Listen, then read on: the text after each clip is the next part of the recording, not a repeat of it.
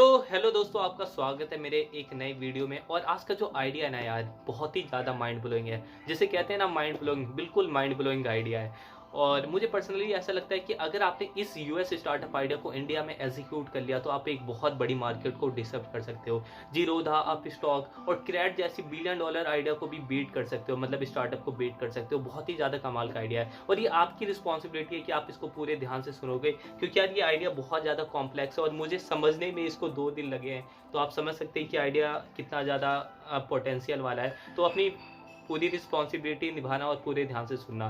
तो इस स्टार्टअप का नाम है bump.com। 2017 के करीब फाउंड हुआ था और लगभग अभी तक $35 मिलियन के करीब फंडिंग रेज कर चुका है। तो आपको पूरी कहानी शुरू से बताता हूँ ताकि आप और अच्छे तरीके से समझ पाओ।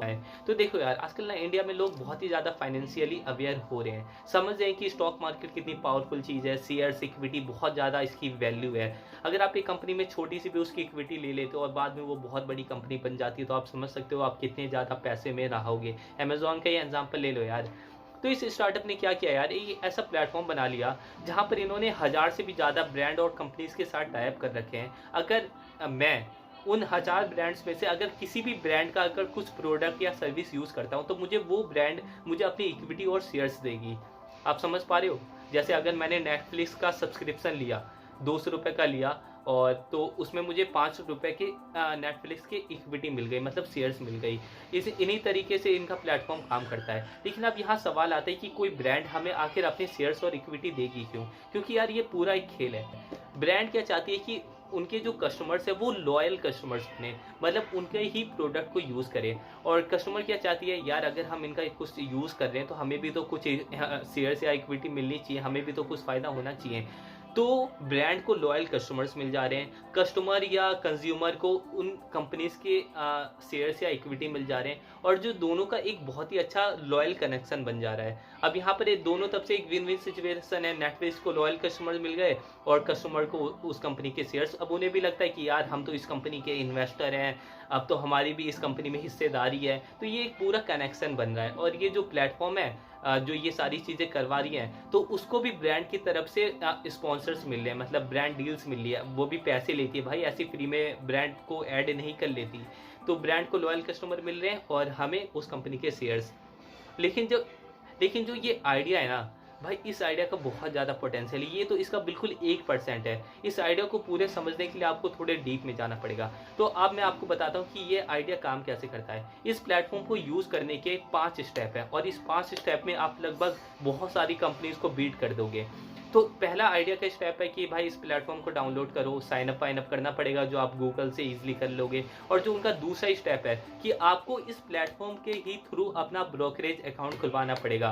ब्रोकरेज अकाउंट आप जानते हो कि डीमैट अकाउंट, क्योंकि अब जैसे नेटफ्लिक्स अगर मुझे अपनी इक्विटी दे रहा है, शेयर्स दे रहा है, तो उसे मुझे कहीं तो स्टोर करना पड़ेगा। अब ऐसा तो है नहीं हाथ में पकड़ा देगा, ले भाई ₹5 के स्टॉक।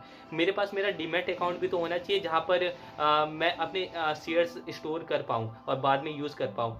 तो आपको इस प्लेटफॉर्म के ही थ्रू अपना ब्रोकरेज अकाउंट खुलवाना पड़ेगा जहाँ पर मेरे जो भी शेयर्स हैं वो जाके स्टोर्स होंगे। और दूसरा स्टेप है कि आपको अपना डेबिट कार्ड या फिर जो भी क्रेडिट कार्ड है इस प्लेटफॉर्म के थ्रू लिंक करना पड़ेगा। जैसे अगर मैं कहीं ऑफलाइन शॉपिंग करने चले जाता हूँ और नाइकी के शूज़ ले लेता हूँ, तो यार अब इस प्लेटफॉर्म को कैसे पता चलेगा कि मैंने शूज़ लिए हैं?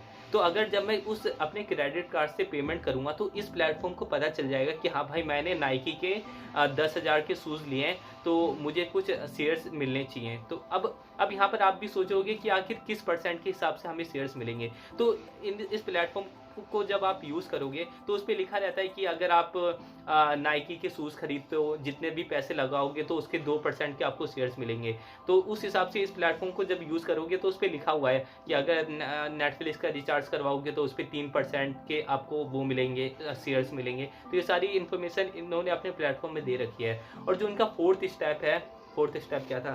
और जो अब इनका फोर्थ स्टेप है कि आपको इनके प्लेटफॉर्म के ही थ्रू अपना पोर्टफोलियो मैनेज करना पड़ेगा। अब जो आपको शेयर्स और इक्विटी मिले, आपको अगर ट्रेड करना हो, किसी को बाय करना हो, किसी को सेल करना हो, तो आपको इनके प्लेटफॉर्म के ही थ्रू मैनेज करना पड़ेगा। तो आप समझ रहे हो इनका कितना बड़ा गेम है। पहली बात तो इन्होंने हमारे डीमैट अकाउंट भी अपने प्लेटफॉर्म के थ्रू खुलवा लिए, हमारे क्रेडिट कार्ड और डेबिट कार्ड के भी अकाउंट ले लिए, मतलब इंफॉर्मेशन ले ली।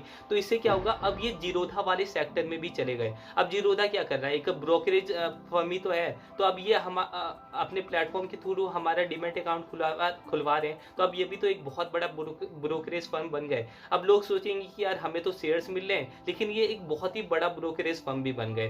पहला तो यार ये अब देख लेते हैं ये किस किस तरीकों से पैसा कमाते हैं। पहला तो यार इन्हें ब्रांड्स की तरफ से इतना पैसा मिल रहा है कि ब्रांड मतलब इनके प्लेटफॉर्म में जुड़ने के लिए इन्हें पैसा दे रही है। और दूसरा है कि ये एक बहुत बड़ा ब्रोकरेज फर्म बन गया, जैसे कि जीरोधा है। अब इनके पास एक बहुत ही लार्ज नंबर डाटा हो गया, ये मतलब जीरोधा को भी कुछ समय में बीट कर देंगे, क्योंकि ये जिस तरीके से ये एक वैल्यू दे रहे हैं, लोगों को फ्री में शेयर्स दे रहे हैं, तो एक हिसाब से लोग इनके प्लेटफॉर्म को यूज कर रहे हैं। तो ये जीरोधा और अब स्टॉक से भी ज्यादा इनका जो यूजर ऑफ नंबर है वो ज्यादा हो गया। और जो तीसरा चीज है कि ये क्रेड के भी बिजनेस मॉडल में एंटर कर गए।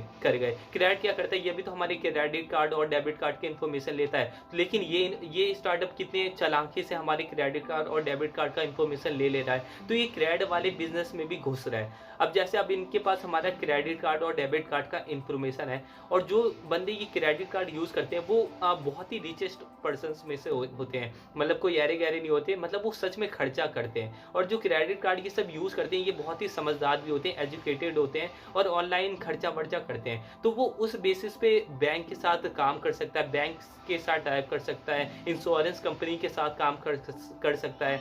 और इनके पास पूरा एक डाटा है कि हम कौन कौन से ब्रांड से सामान ले सकते हैं। तो ये अपना खुद का एक ऑनलाइन पोर्टल भी बना सकते हैं, एक ऑनलाइन जो कहते हैं ना ई कॉमर्स साइट भी बना सकते हैं, क्योंकि इनके पास हमारा डाटा है कि हम कौन कौन सी चीज़ें खरीदते हैं, और वो उसी तरीके से हमें सामान को रेकमेंड कर सकते हैं, सजेस्ट कर सकते हैं। उसी हिसाब से एल्गोरिथम डिजाइन कर सकते हैं कि हमारा इंटरेस्ट किस में, क्योंकि अब इन्हें पता है कि हम कौन कौन सी चीज़ें खरीदते हैं, कहाँ कहाँ क्या क्या शॉपिंग करते हैं। तो इन्होंने पूरे तरीके से 3 सेक्टर में मतलब घुस गए। पहला तो यार ये जीरोधा वाले सेक्टर में घुस गए, फ्री डीमैट अकाउंट और ब्रोकरेज अकाउंट खुलवा के। दूसरा ही क्रेडिट के बिजनेस मॉडल में घुस गए, क्रेडिट कार्ड और डेबिट कार्ड का इन्फॉर्मेशन लेके। दूसरा सेक्टर ये ई कॉमर्स में भी घुस गए, क्योंकि अब ये हमें सजेस्ट कर सकते हैं, इन्हें पता है कि हमें क्या क्या पसंद है, हम कौन कौन सी चीज़ों पर स्पेंड करते हैं। मुझे पता है कि मैं बुक खरीदना पसंद करता हूँ, तो वो मुझसे बुक जैसी चीज़ें रेकमेंड कर सकते हैं। तो यही इनका पूरा आइडिया है कि इन्होंने हमें फ्री शेयर्स और इक्विटी देकर इन्होंने लगभग 3 मार्केट में एंट्री कर ली, और बहुत ही चालाकी से मतलब इन तीनों मार्केट को ये बीट भी कर सकते हैं, क्योंकि इनके पास एक बहुत ही लार्ज नंबर ऑफ यूजर का डाटा है, जो बहुत ही ज़्यादा समझदार है, जो फाइनेंशियली अवेयर है। मतलब ऐसे वैसे लोग नहीं है, मतलब बहुत ही समझदार लोग हैं। तो आप समझ सकते हो कि मतलब ये आने वाले समय में कितनी मार्केट को डिस्टर्ब कर सकता है। और एक और इस आइडिया के साथ आप जोड़ सकते हो, क्योंकि आपको यूजर्स चाहिए ना, तो आप ऐसा कर सकते हो कि आजकल मैं देख रहा हूँ कि लोग हमेशा सोचते हैं कि हम लोगों को क्या गिफ्ट दें, तो वो पैसे दे देते हैं। मतलब जैसे दादा दादी, जब मैं घर मतलब गांव से आता हूँ तो मुझे 1000 रुपये दे देते हैं। तो यार आप यहाँ पर क्या एक ऐसा प्लेटफॉर्म भी बना सकते हैं कि लोग एक दूसरे को गिफ्ट ना दे, उसके बदले शेयर्स दे दे, डिजिटल गोल्ड दे दे, डिजिटल म्यूचुअल फंड दे दे, ये सारी चीज़ें हमें गिफ्ट कर पाए। क्योंकि यार इसकी जो वैल्यू है ना, ये रियल 500 रुपये से बहुत ज़्यादा होती है। तो आप इस तरीके से भी यूज़र का डाटा कैप्चर कर सकते हो। तो मुझे तो भाई जो इस आइडिया का पोटेंशियल है ना, बहुत ज़्यादा लगा। तो आप चाहो तो इंडिया में इस आइडिया को एग्जीक्यूट कर सकते हो। आई होप मैं समझा पाया, क्योंकि ये आइडिया बहुत ज़्यादा कॉम्प्लेक्स था, और इसको सिंपल करके मतलब एक ही बार में सारी चीज़ें बता देना थोड़ा बहुत मुश्किल होता है। तो आई होप आप समझ पाओ। तो मिलते हैं अगली वीडियो में। और आइडिया चाहिए तो मैंने पूरी एक प्लेलिस्ट तैयार कर रखी है, आप उसे देख सकते हो। तो बाय बाय।